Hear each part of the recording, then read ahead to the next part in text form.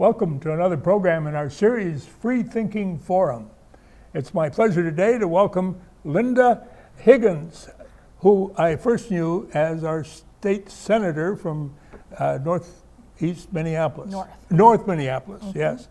And there you had 60,000 people that you were representing, but now you've expanded that a bit to 160,000 in District 2 of Hennepin County. A commissioner now since you were elected in 2012 and re-elected in 2014 with no opposition. Pretty cool, huh? Oh yeah, a 4-year term, unopposed.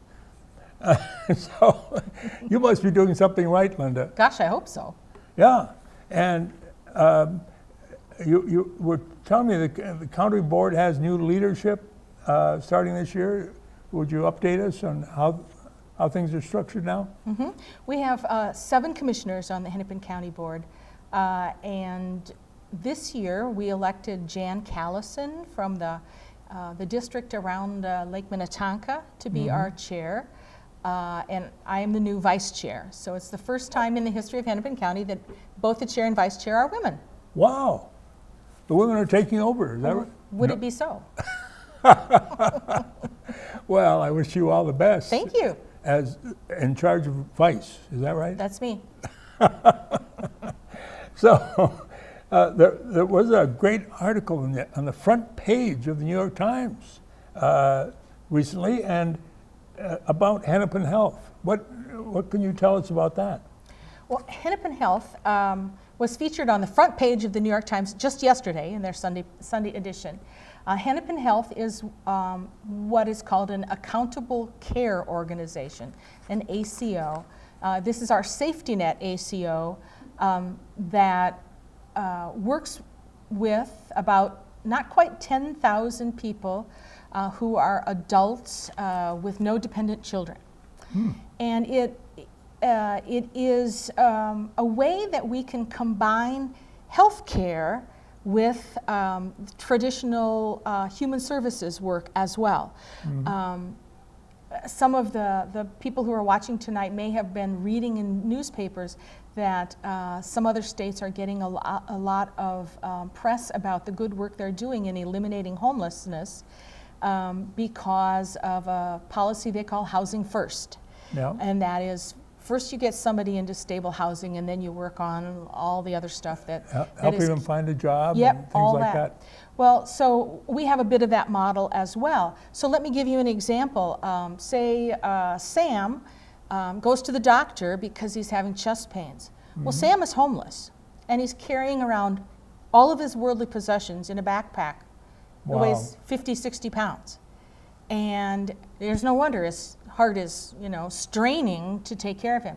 So because he has Hennepin Health coverage, the doctor can call and say to one of the Hennepin Health workers, let's help Sam get a place to live. He needs to not carry all of his stuff around. He needs a stable place to live.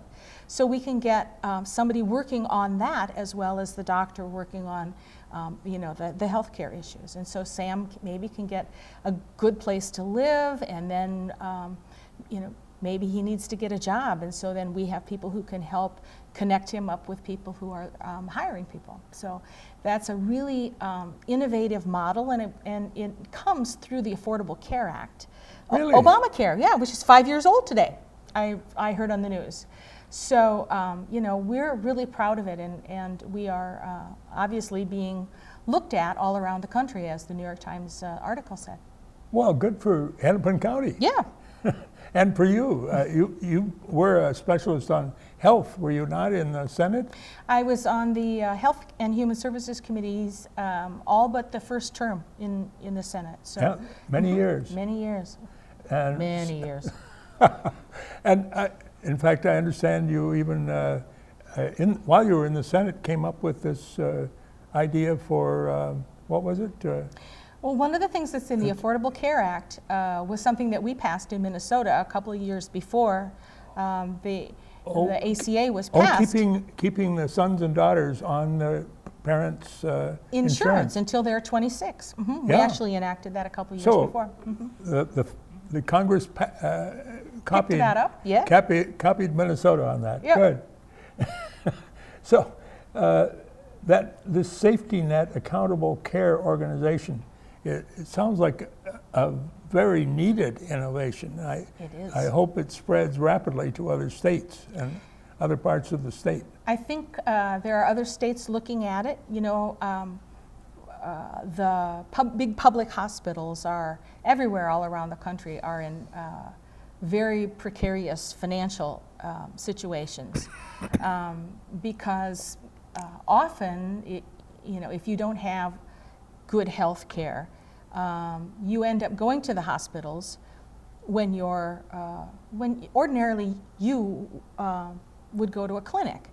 And so you go to the emergency room for services. That gets expensive. That's the most expensive health care you can get.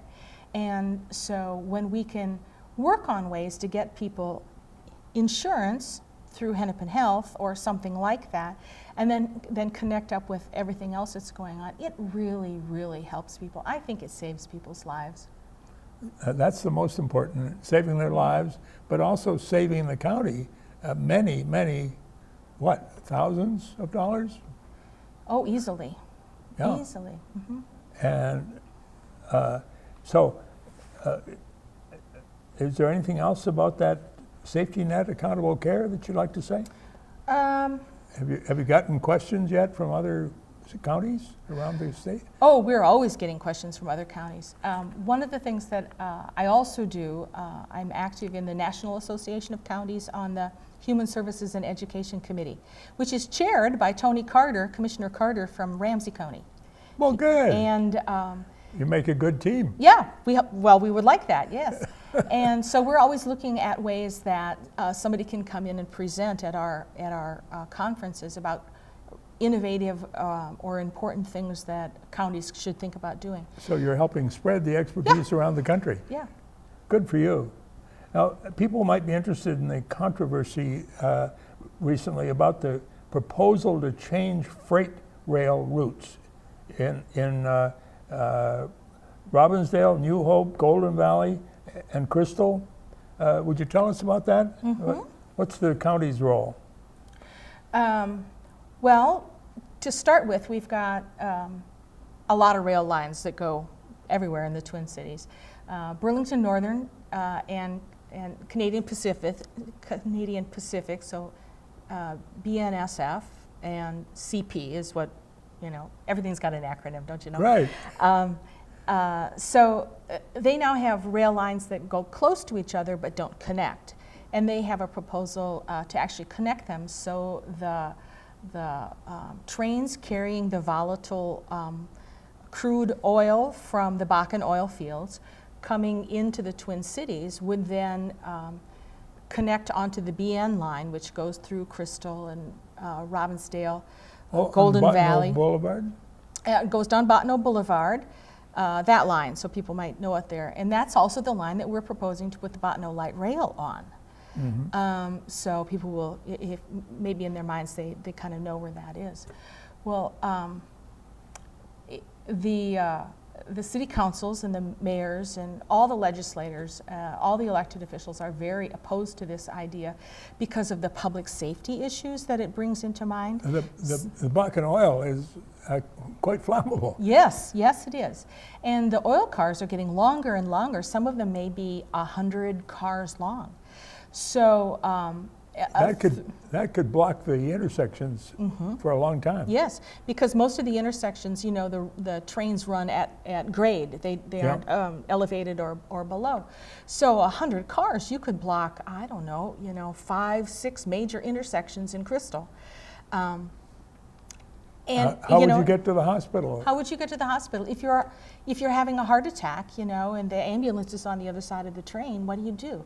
If your house starts on fire, and the fire station is on the other side of the train, what do? So people are really working hard at this. Senator Ann Rest has been our chief champion in the Minnesota legislature to carry 4 or 5 bills related to this. One of them would ask the Federal Surface Transportation Board to require that an environmental impact statement be done before this be allowed to happen. I think you need that. Yeah. Environmental impact statement. One of the things an EIS does is it allows there to be a look at other alternatives. Where else could it go? What else could it do? And that, I think, is a really important piece of the EIS. She also has a companion bill that would have the state say that an EIS must be happening. So she's working on it from both angles. And Representative Mike Freiberg from Golden Valley is carrying those same bills in the House of Representatives.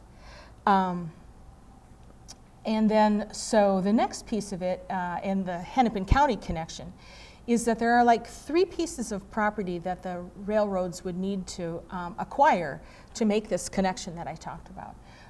So Hennepin County has actually bought one of those pieces of property because we're really worried about the public safety effects of all of this. And Understandably. you know, we can be a little more nimble than our communities. We've got a little more capacity to work on projects like this.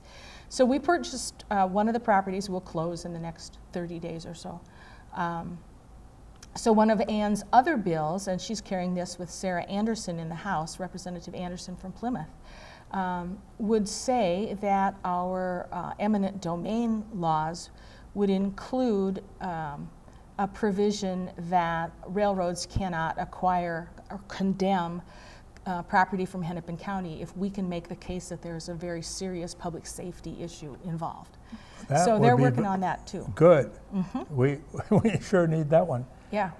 And it would help protect public safety here in Hennepin County. So. I think so. And our governor is also working really hard on this. Our members of our congressional delegation are also on board, and they're helping every way that they can. So this is a real full court press, and we're trying to do the best that we can for public safety. You know, this line, talking about the environmental impact statement, this line actually goes through the Mary Hill Nature Center and Theodore Worth Park, Really? and Bassett Creek in the Bryn Mawr neighborhood, and then it turns and goes into downtown Minneapolis, and the rail line runs right under Target Field. Right under Target Field? Right under Target Field, and then goes across Wow. the Mississippi to Nicollet Island, and then across the Mississippi again, and then into northeast Minneapolis and eastward then. So not only does it take it through our suburban communities that the public safety is a really big issue, but then it affects the environment, you know, the parks and the natural areas, and then the public safety involved in bringing it through the downtown of the largest city in our state. So, so stay tuned, and if anybody wants to contact your legislators to say how important you think this is, please do. Yes. Well, that sounds important. And now, Hennepin County Medical Center announced that it's expanding. Will you tell us about that proposal? Sure. We are bursting at the seams at HCMC. We have Taking care of lots of people. We are taking care of lots of people, and we have a kind of a collection of buildings that we've kind of cobbled together. The old St. Barnabas Hospital, Yeah. and you know, a building here and a building there, and then you connect them and parking ramp and the whole thing. Well, we really aren't doing really well in kind of the patient experience part of going to HCMC because it's such a, you know, there's so much going on, and we really do need more space.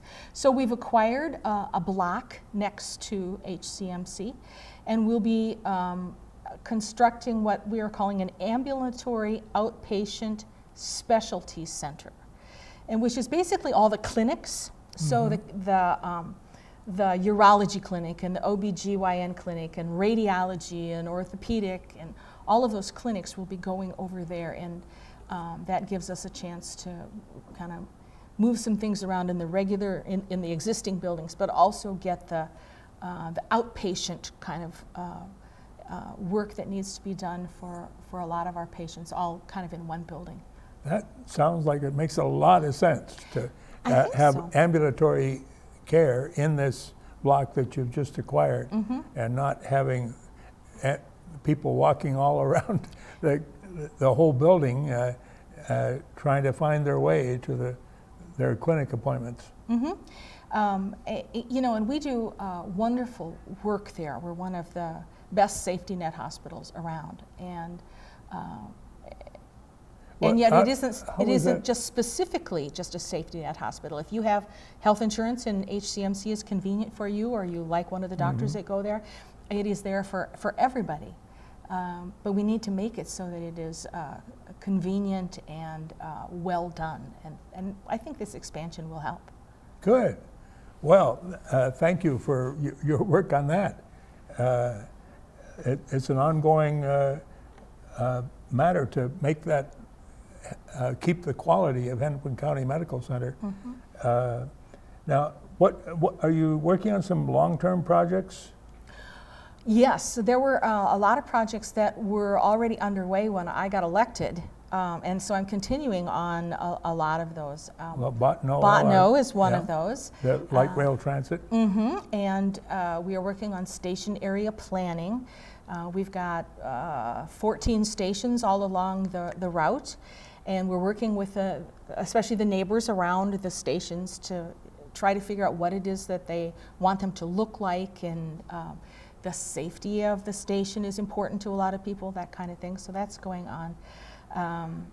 And the engineers are continuing to do engineer stuff, and so we are working on that. And that's a big effort. And at the same time, we've got Southwest Light Rail, which also goes through my district, and that's proceeding as well. And that goes out to Eden Prairie, with a lot of stops along the way there. And we're doing the stationary planning, and all that kind of work is pretty much completed.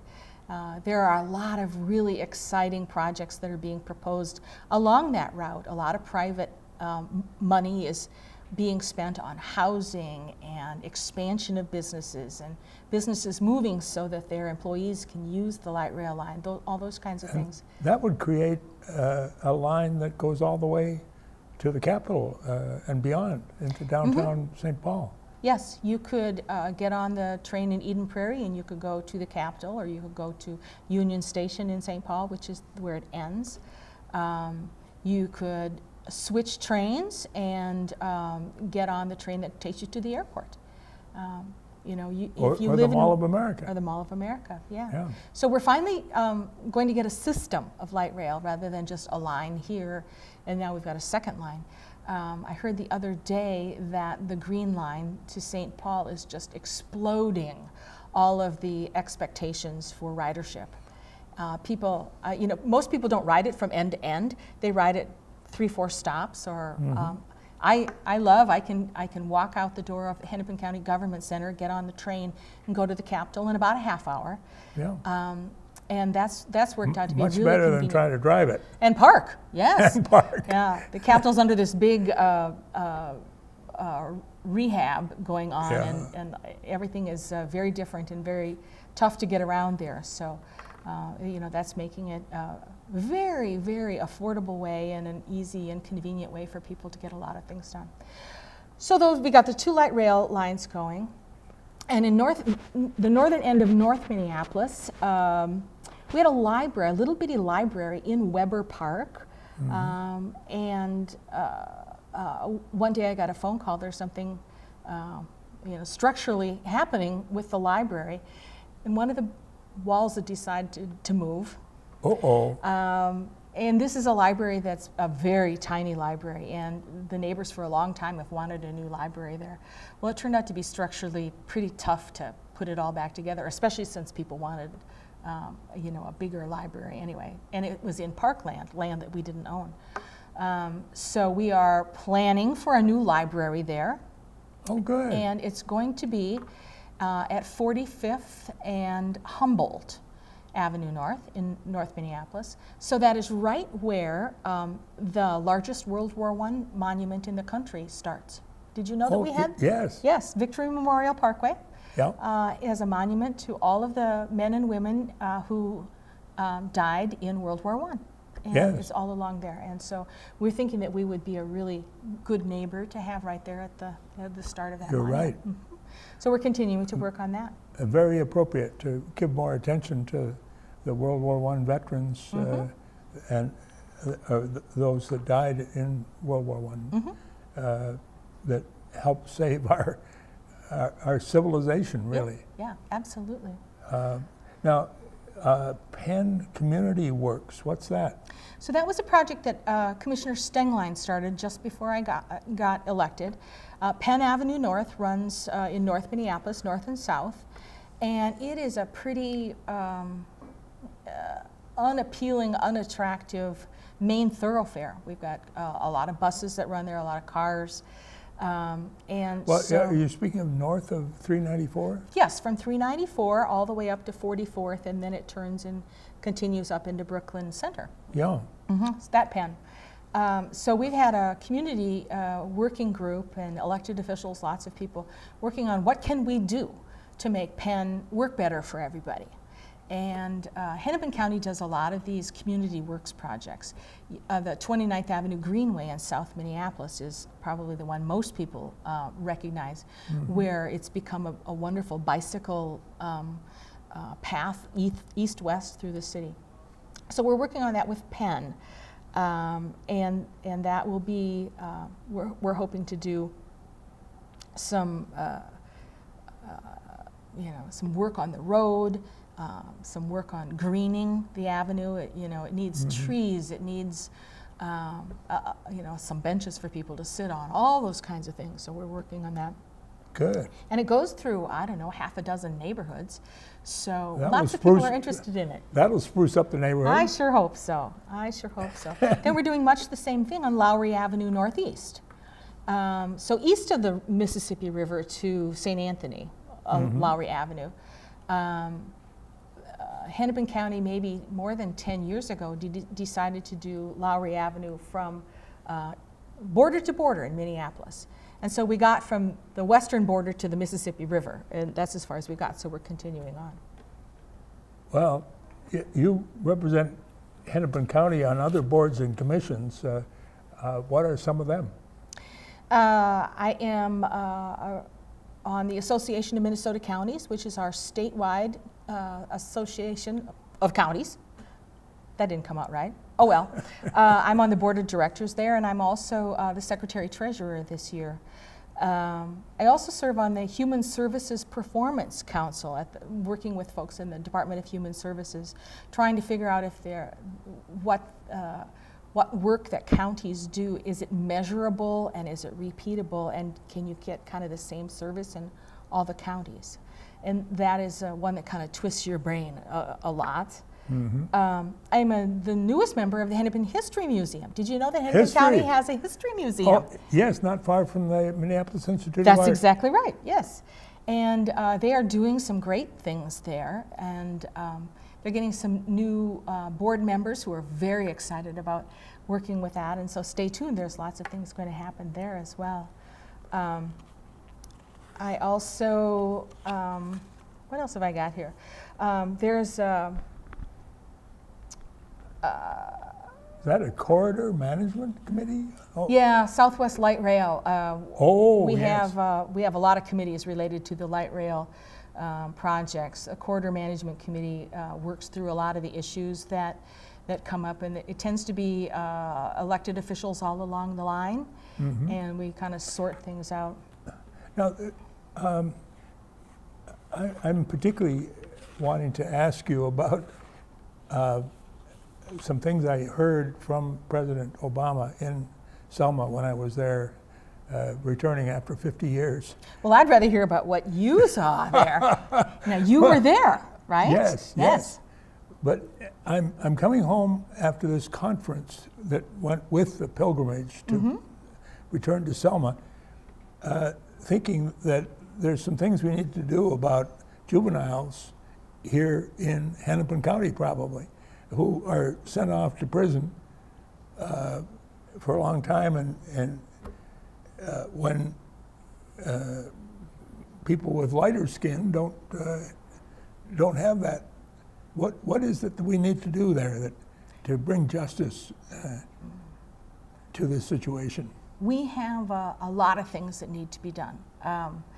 We need to, one of the projects that is trying to get off the ground here in Minnesota is called the JDAI, the Juvenile Detention Alternatives Initiative.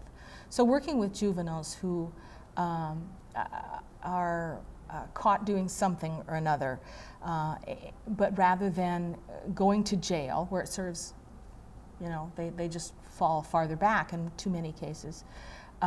They get an alternative sentence, whether it's some sort of further education or community service, those kinds of things. And there are, Hennepin County has been working in JDAI quite a bit, Ramsey County is, and we've got some of the other counties getting going as well.